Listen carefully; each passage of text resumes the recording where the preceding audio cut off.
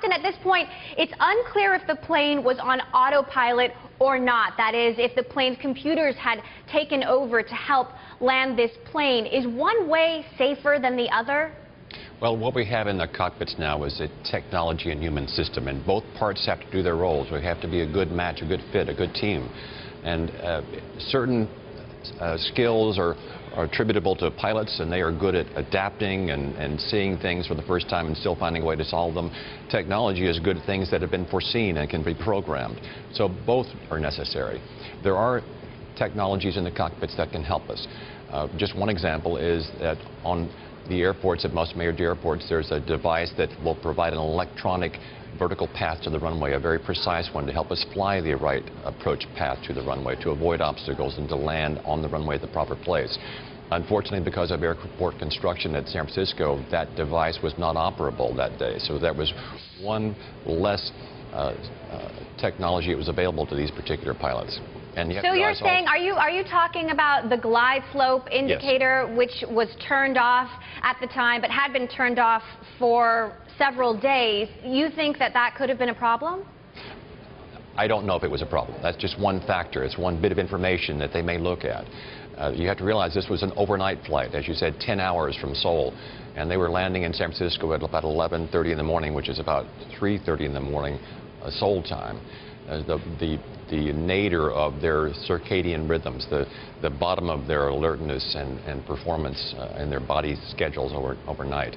So I would have used, had it been available, all the available resources to help me guide that airplane to the runway. Of course, the weather was clear and they could see the runway, but having that precise vertical path would have made it a little bit easier, and it might have helped them to detect this deviation sooner. But it's too early to say. There are other devices. There are other devices in the cockpit. We know that visual flight rules were in effect. Does that mean that the technical instruments are not being used at that time? Visual flight rules means that you have good enough visibility and cloud height that you can fly the airplane without reference to instruments to the runway. Of course, especially as a pilot who might not have had as much particular experience in this particular type of airplane, having an electronic glide slope would have been an additional aid. So we don't know how important it is, but that's just one more bit of information that we know that they didn't have available to them. But there were other devices, other technologies available in the cockpit that would have helped them to find the right path to the runway.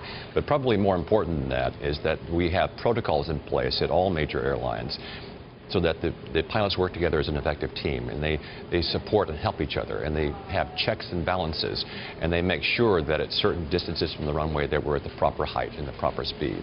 And we need to find out what the human factors were in this case, that apparently that didn't happen in time.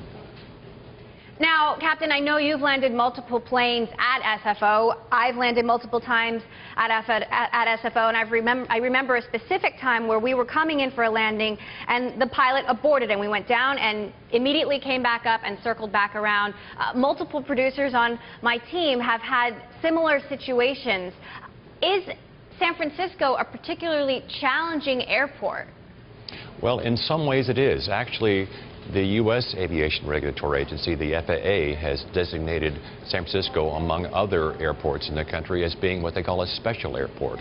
And that means, under our rules, a U.S. airline, in this particular case, having someone fairly new to the airplane, not having 100 hours of experience in that particular airplane type, would be prohibited under our rules from taking off or landing at a special airport until they'd gotten 100 hours in type. For example, when I flew 4 years ago on the series of flights that led to the Hudson River landing in 2009, I was flying with Jeffrey Skiles, a great pilot, someone who had been a captain on the 737 and has 20,000 hours of flying time, but this was his first week of flying the Airbus after having been trained on it for a month in the classroom in the flight simulator. And he'd flown the week before with a Czech airman, an instructor, supervisory pilot flying with him. And when he flew with me that week, it was his first unsupervised trip on the Airbus, and he couldn't land at some of the airports we went to because either they were special airports, or because the visibility was too low, or because the runways were contaminated with snow or ice. And so those are just some of the considerations that pilots have to deal with. And San Francisco is a special airport because of some of the procedures and some of the high terrain not far beyond the airport. And Captain, I know, as you mentioned earlier, there are still a lot of unknowns, a lot of questions to be asked, an investigation that's going to take months, if not more than a year.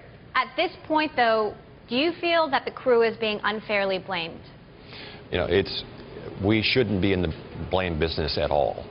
If there's anything we've learned in aviation in the last 50 years, is that we have to transition from the bad old days when there was a culture of blame, and instead of asking what happened, how did it happen, and why did it happen, they would ask what happened, who did it, and stop. And that, of course, short-circuited the investigatory process. We never addressed underlying fundamental issues that may have led to this chain of events. The pilot being maybe just the last one to be a link in that chain. And we never could do our very best to keep it from happening again. We've learned not to do that. So instead of assigning blame, now what the NTSB does is find probable cause, contributing factors, and make recommendations.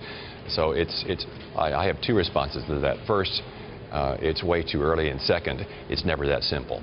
It's always more than just one thing going wrong. It's a series of things that in aggregate add up to a chain of events that leads to a bad outcome.